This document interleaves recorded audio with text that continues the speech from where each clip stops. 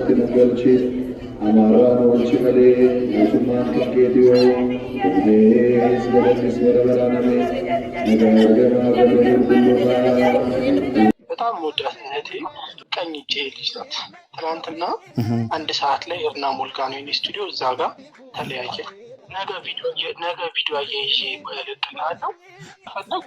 በትላንትናው ዕለት ከአምስተኛ ፎቅ ላይ ወድቃ ህይወቷ እንዳለፈ የተነገረው የታዋቂው ኦሮምኛ ሙዚቀኛ አንዱዓለም ጎሳ እጮኛ ቀነኒ አዱኛ የህልፈቷ ጉዳይ ዛሬም ድረስ ማነጋገሩን የቀጠለ ሲሆን ራሷን አጥፍታ ነው ወይስ በሰው እጅ ተገድላ የሚለው እውነታ ደግሞ የክርክሩ ዋነኛ ምክንያት ሆኗል። በዛሬው ዕለት የቀነኒ ስርዓተ ቀብር በቅድስት ስላሴ ካቴድራል ቤተክርስቲያን ሲፈጸም የቀብር ስነ ስርዓቱ ላይ እጮኛዋ አንዱዓለም ጎሳ የመገኘቱ ነገር ሌላኛው ትኩረት የሳበ ጉዳይ ከመሆኑ ባለፈ የአዲስ አበባ ከተማ ፖሊስም በቀነኒ ህልፈት ጉዳይ ያለውን የማጣራት ስራ በተመለከተ መረጃውን ይፋ አድርጓል። በሌላ በኩል የቀነኒ የቅርብ ሰዎችና ጓደኞቿ በተለያዩ የማህበራዊ ሚዲያዎች ህልፈቷን በተመለከተ መረጃዎችን ይፋ ማድረጋቸውን የመቀጠላቸው ነገር ደግሞ እውን ከቀነኒ ህልፈት ጀርባ የተደበቀ አንዳች እውነታ አለ የሚለውን ነገር ገኖ እንዲወጣ አድርጎታል።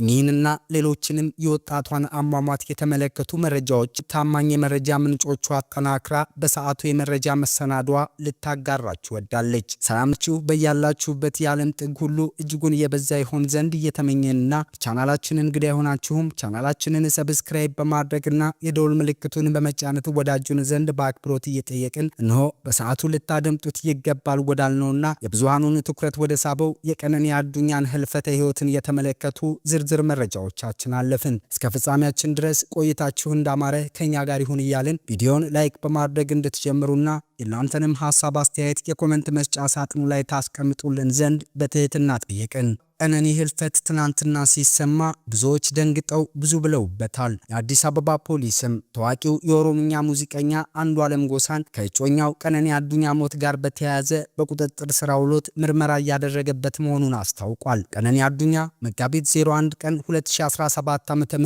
ሌሊት 10 ሰዓት አካባቢ እጮኛዋ ጋር ከሚኖሩበት ህንፃ 5ኛ ፎቅ በረንዳ ላይ ለጊዜው ምክንያቱ ባልታወቀ ሁኔታ መውደቋ ለህልፈቷ ምክንያት መሆኑን ያስታወቀው ፖሊስ በማህበራዊ ሚዲያ በርካታ ተከታዮች ያሏት ቀነኒ ሞቷን ተከትሎ በርካቶች ሀዘናቸውን ከመግለጻቸው ባሻገር የሞቷ ምክንያት እንዲጣራላቸው ደጋግመው እየጠየቁኝ ይገኛሉ ብሏል። ክስተቱን ተከትሎም የአዲስ አበባ ፖሊስ ምርመራ እያካሄደ መሆኑን ገልጾ ቀነኒ አዱኛ ከበረንዳ ላይ በወደቀችበት ወቅት በቤት ውስጥ የነበረው ባለቤቷን ድምፃዊ አንዱዓለም ጎሳን በቁጥጥር ስር በማዋል ምርመራ እያደረገ መሆኑን አስታውቋል። ፖሊስ የሟች አስክሬን ላይ ተጨማሪ ምርመራ እንዲደረግ ወደ ዳግማዊ ምኒልክ ሆስፒታል ልኮም ምርመራው በእጁ እስኪገባ እየጠበቀ እንደሆነም ነው ያመላከተው። የአርቲስት አንዱዓለም ማኔጀር ሌሊሳ አንድሪስም ይህንን ያረጋገጠ ሲሆን የቀብር ስነ ስርዓቷም ዛሬ ረቡዕ በቅድስት ስላሴ ካቴድራል ቤተክርስቲያን መፈጸሙንም ተናግሯል። ቀነኒ ከሚኖሩበት ህንፃ መውደቋንና ንጋት 11 ሰዓት አካባቢ መሞቷን ሌሊሳ የተናገረ ሲሆን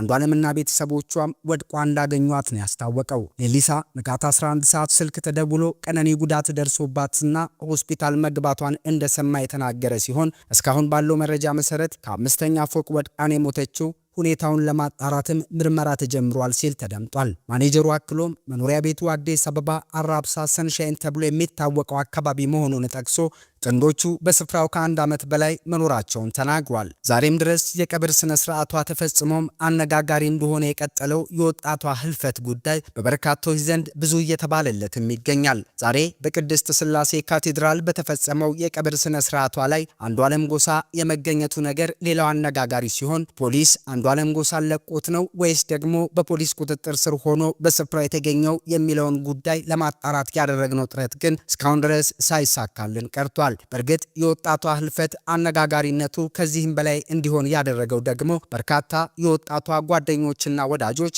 ራሷን ለማጥፋት የሚያበቃ በቂ ምክንያት የላትም፣ በእርግጥም በህይወቷ ደስተኛ ያልነበረችባቸው ሁኔታዎች ይኖሩ ይሆናል። ነገር ግን ልደቷን ለማክበር በዝግጅት ላይ የነበረች ስትስቅና ስትጫወት ያመሸች ልጅ ሌሊት 9 ሰዓትና 10 ሰዓት ላይ ተነስታ ራሷን ከ5ኛ ፎቅ ላይ ልትከሰክስና ልትጥል የምትችልበት አንዳችም ምክንያት የለም። ስለዚህም ከግድያዋ ጀርባ አንዳች እውነት አለና ፖሊስ አስፈላጊውን ምርመራ ሁሉ ሊያደርግ ይገባል የሚሉ ድምጾች ደግሞ ከመቼውም በላይ መበራከታቸውን ለመታዘብ ችለናል። ቀነኒ በጣም ወዳት እህቴ ወንዴክስ ስቱዲዮ የሚባለን ድርጅት ያሳደገች ቀኝ እጄ ልጅ ናት።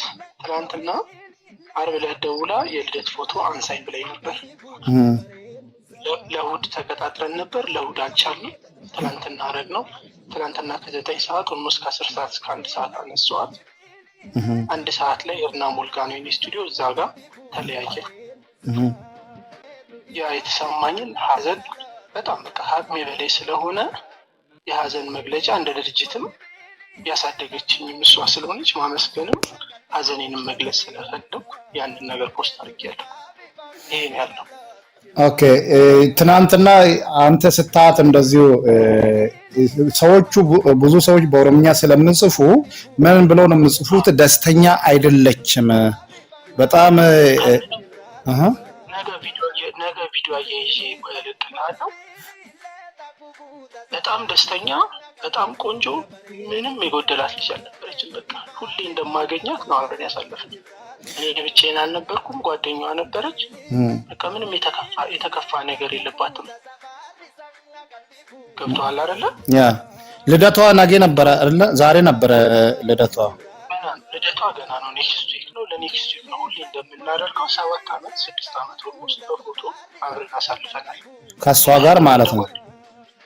እያገዘች እየመከረች ስራ እያሰራችኝ በጣም ብዙ ስራ አሰርታኛለች፣ አግዛኛለች። በቃ እግዚአብሔር ፈቀደ የወደደውን ያደረገው። አንዲት የቀነኒ የቅርብ ወዳጇ ነኝ ያለች ከወራቶች በፊት ከቀነኒ ጋር በቴሌግራም ገጽ ላይ አውርተናል ያለችውን መረጃ ይፋ ባደረገችበት የቲክቶክ ገጿ በርከት ያሉ ጉዳዮችን እንዳነሱም ተመልክተናል። በእርግጥ ህይወት መሮኛል፣ ደክሞኛል፣ በብዙ ነገሮች ተስፋ ቆርጫለሁ። ከዚህ በኋላ ስለምንም ነገር ምንም ስሜት አይሰማኝም። ህይወቴ በሙሉ ጨለማ ሆኖ ነው የሚታየኝ። ለመኖር ምክንያት አጥቻለሁ የሚሉ ሐሳቦችን የያዙ የጽሑፍ መልእክቶችን ለጓደኛዋ ያጋራችው ቀነኒ በጓደኛዋ በኩልም አይዞሽ በርቺ፣ ነገሮች ሁሉ ያልፋሉ የሚሉ ምላሾች እንደተሰጣት በቲክቶክ ገጿ ላይ ጓደኛዋ ካጋራችው መረጃ ላይ ለመመልከት ችለናል። በሌላ በኩል የወጣቷ ቀነኒ ካሜራማን የሆነው ግለሰብም በትላንትናው ዕለት ህልፈቷን እንደሰማ ባጋራው መረጃ በፍጹም ይህንን ታደርጋለች ብዬ አላሰብኩም። እኔ ጋር ፎቶ ተነስታ ልደቷንም በማግስቱ ልታከብር ለልደት የሚሆኑ ቆንጆ ፎቶዎችን እንዳነሳት ጠይቃኝ ያንንም አድርገን በሳቅና በደስታን የተለያየ ነው። ሲነጋ ግን ህልፈቷን ሰማው። ይህንን ማመን በፍጹም አልችልም። ቀነኒ ራሷን ታጠፋለች ብዬ አላምንም ብሏል። በርካቶች በሁለቱ መካከል ቅሬታ ነበረ።